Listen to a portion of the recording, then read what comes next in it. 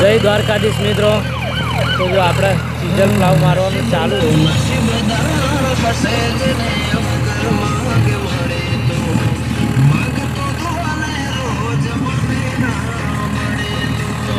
તો જો આપણે ચીજલ પ્લાવ મારવાનું ચાલુ છે અને આ ખેતરની અંદર આપણે ચેનવાળા મશીનથી ડાંગર કાપી હતી.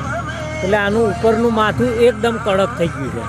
ઉપર જમીન ફૂલ કઠણ થઈ જાય છે. 4 આંગળ ઓલી ધારે દાંતીના 2 લીટા માર્યા છે, પણ દાંતીથી ખાલી લીટા જ થાય છે, ઉખાડાની અંદર થયો નથી.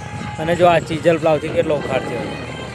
આ ચીજલ પ્લાવ માર્યો, આનેથી ઉખાડ હજુ લેવલ માપે છે, ફૂલ બેહાડ્યું નથી, માપનું લેવલ છે. 7-8 ઇંચ જમીન ઉખડે છે. અને આનું ઉપરનું માથું કડક થઈ ગયું છે. અને અંદર જુઓ જમીનમાં આવો કચરો છે. જો આ એકદમ આટલો ઢીલો કચરો છે. 4 આંગળ નીચે જમીન આટલી લીલી છે. 4 આંગળની આ બધાય ઢેફા જુઓ તમે, લીલી જ જમીન નીકળે છે.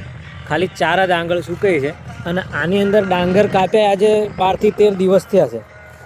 12-13 દિવસ 15 દિવસ થયા આ ખેતરમાં ડાંગર કાપ્યા. આજે 15 દિવસ થયા. તો જો ઉપર આનું માથું જુઓ, એકદમ કડક જમીન છે. ઉપર 4 આંગળ જ જમીન ફૂલ કઠણ થઈ ગઈ છે.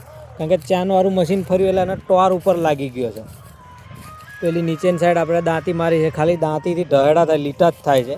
કારણ કે નીચે લીલું આવે એટલે દાંતી માર કરતી નથી. ઉપર માથું કઠણ થઈ ગયું છે એટલે ઉખડતું જ નથી આ દાંતીથી.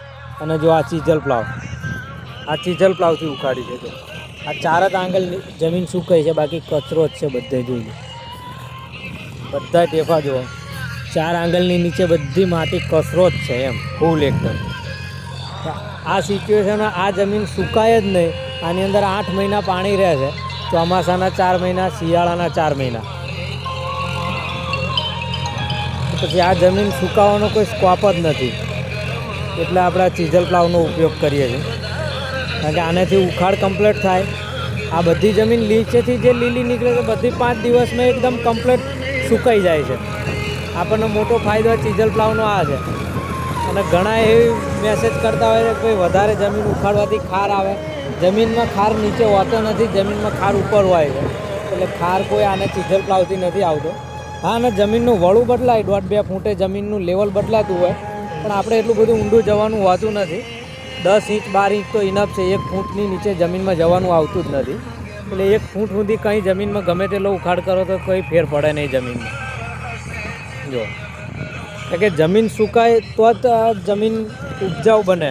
કારણ કે આ જમીન લીલી લીલી માટી રહે તો ઉપજાઉ માટી ના બને. આ જમીન સુકાય તો જ ઉપજાઉ માટી બને. કારણ કે 4 આંગળ જમીન ઉપર સુકાય છે, બાકી નીચે બધી લીલી જ જમીન રહે છે. અને અમે ચેનવાળા મશીન ફરે આમાં તો આ પ્રશ્ન બને જ છે. માથું કડક થઈ જાય, નીચે જમીન લીલી રહે છે.